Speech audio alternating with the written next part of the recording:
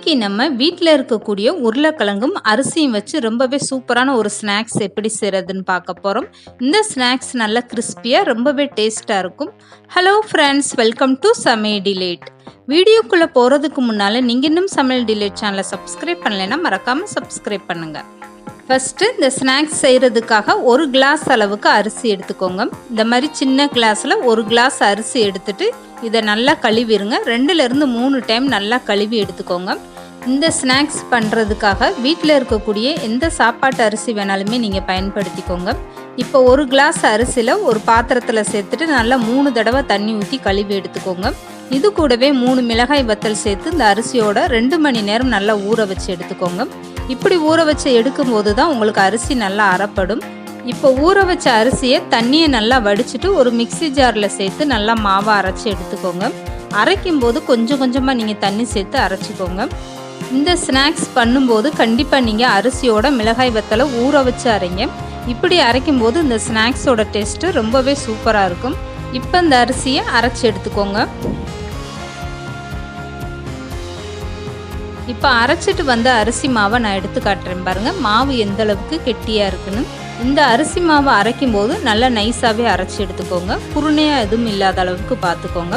இப்போ ஒரு ஸ்பூனில் அரிசி மாவு எடுத்து விட்டிங்கன்னா இந்த மாவு இந்த அளவுக்கு நல்லா கெட்டியாக இருக்கணும்.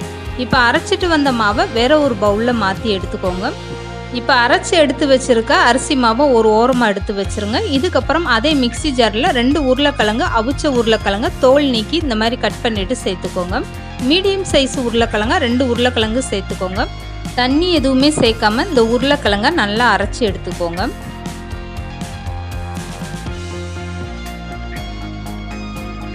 இப்போ அரைச்சி எடுத்துக்கிட்ட உருளைக்கிழங்கு ரெடி ஆயிடுச்சு. இந்த உருளைக்கிழங்கை நான் ஸ்பூனில் எடுத்து கட்டுறேன் பாருங்கள் எந்த அளவுக்கு நல்லா திக்காக இருக்குன்னு.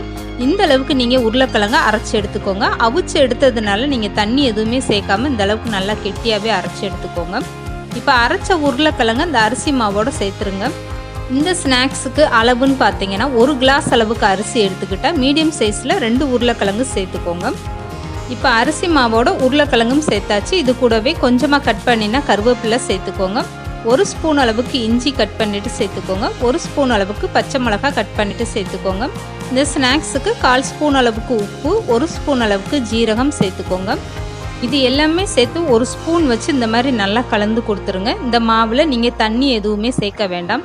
மாவு இந்த அளவுக்கு நல்லா கெட்டியாக இருந்தால் தான் உங்களுக்கு இந்த ஸ்நாக்ஸ் நல்லா கிறிஸ்பியாக இருக்கும். இப்போ இந்த மாவு எல்லாமே நல்லா கலந்து கொடுத்துட்டு ஒரு மூடி போட்டு 5 நிமிஷம் மூடி வச்சுருங்க. இதுக்கப்புறம் இந்த ஸ்நாக்ஸுக்கு ஒரு சட்னி தயார் பண்ணுறதுக்காக ஒரு மிக்சி ஜாரில் 5-6 பச்சை மிளகாய், 5-6 பூண்டு சேர்த்துக்கோங்க. 1 கைப்பிடி அளவுக்கு கட் பண்ணின தேங்காய், 3 ஸ்பூன் அளவுக்கு பொரிகடலை, இந்த சட்னிக்கு தேவையான அளவு உப்பும் சேர்த்துட்டு கொஞ்சமாக கொத்தமல்லியும் சேர்த்துக்கோங்க. இது எல்லாமே சேர்த்து தண்ணி ஊற்றி நல்லா அரைச்சி எடுத்துக்கோங்க. இப்போ அரைச்சி எடுத்துக்கிட்ட இந்த சட்னியை ஒரு பவுலில் மாற்றிட்டு இந்த சட்னிக்கு ஒரு தாளிப்பு கொடுத்துடலாம்.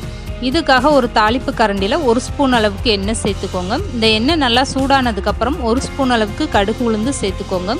இந்த கடுகு உளுந்து நல்லா பொரிஞ்சு வரட்டும். அப்போ தான் சட்னி நல்லா வாசனையாக இருக்கும். கடுகு நல்லா பொரிஞ்சு வந்ததுக்கப்புறம் கொஞ்சமாக கருவேப்பிலை சேர்த்துக்கோங்க. கருவேப்பிலையும் நல்லா பொரிஞ்சதுமே சட்னியோடு சேர்த்துக்கோங்க. அவ்வளோதான், சூப்பரான ஒரு சட்னியும் தயாராகிடுச்சு. இந்த சட்னியை ஒரு ஸ்பூன் வச்சு கலந்துட்டு எடுத்து வச்சுருங்க. இந்த ஸ்நாக்ஸுக்கு இந்த சட்னி ரொம்பவே சூப்பராக இருக்கும். இதுக்கப்புறம் இந்த ஸ்நாக்ஸ் எப்படி பொரிச்சு எடுக்கிறதுன்னு பார்க்கலாம். இதுக்காக ஒரு பாத்திரத்தில் எண்ணெய் சேர்த்துட்டு இந்த எண்ணெய் நல்லா சூடுபடுத்திடுங்க. அரைச்ச மாவை நீங்கள் கையில் எடுக்கும்போது கையை லேசாக தண்ணியில் நனைச்சிக்கோங்க. அப்போ தான் உங்களுக்கு மாவு கையில் ஒட்டாமல் இருக்கும். இதுக்கப்புறம் நீங்கள் மாவை கொஞ்சமாக கையில் எடுத்துகிட்டு எண்ணெயில் இந்த மாதிரி சின்ன சின்ன போண்டாவாக நீங்கள் சேர்த்துக்கோங்க. இந்த போண்டாலாம் மேலே எலும்பி வரும்போது உங்களுக்கு சைஸில் கொஞ்சம் பெருசாகவே வரும். அதனால் இந்த மாதிரி குட்டி குட்டியாக சேர்த்துக்கோங்க. இந்த மாதிரி நீங்கள் சின்ன சின்ன போண்டா மாவாக சேர்த்துட்டு பொரிச்சு எடுக்கும்போது பார்க்குறதுக்கே ரொம்ப அழகாக இருக்கும். சாப்பிட்றதுக்கும் ரொம்ப ஆசையாக இருக்கும். அந்த அளவுக்கு இந்த போண்டாவோட டேஸ்ட்டும் ரொம்பவே சூப்பராக இருக்கும்.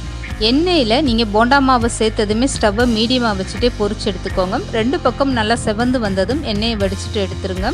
இந்த ஸ்நாக்ஸ் செய்கிறதுக்காக உங்களுக்கு அதிக டைம் எடுக்காது. 5 நிமிஷத்தில் ரொம்ப ஈஸியாக நீங்கள் இந்த ஸ்நாக்ஸை செஞ்சிடலாம்.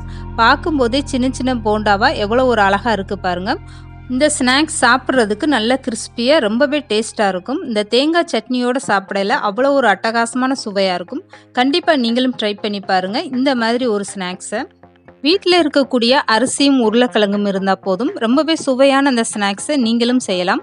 இந்த வீடியோ பிடிச்சிருந்தா லைக் பண்ணுங்கள், ஷேர் பண்ணுங்கள். மறக்காமல் சமையல் டிலேட் சேனலை சப்ஸ்கிரைப் பண்ணுங்கள்.